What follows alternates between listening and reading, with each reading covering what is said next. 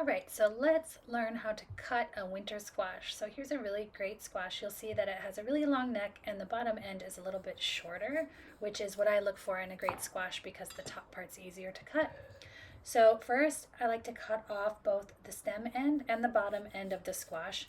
I'm always looking to create a flat surface when I'm cutting an oddly shaped vegetable like this. So you'll see there, it's two flat sides. And then I usually separate the top neck part from the bottom round part and tackle those separately just because they're two definitely different shaped parts of this vegetable. So again, here's two flat sides, and I usually like to do the neck first because that one's a little bit easier. So you can go in with a peeler if you like. You can also keep the peel on if you want to, but sometimes I feel like that can be a little bit tough and unwieldy to deal with.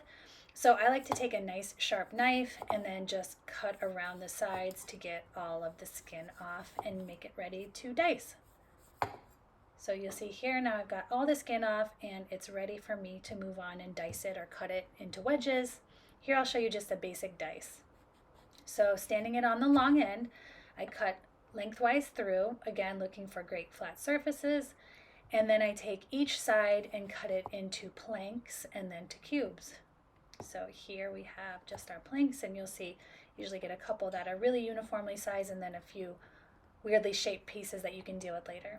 So then here I cut it again, and you can cut them into smaller planks if you want and then go through with a dice. And you want to make sure that they're mostly uniform in size so that they cook at the same time when you're making your recipe.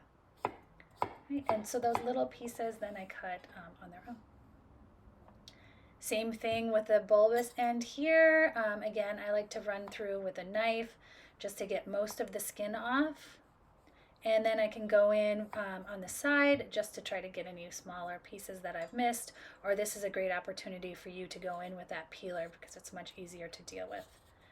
So the reason why this side is a little bit more unwieldy to deal with is because there's seeds on the inside and you have to scrape those out.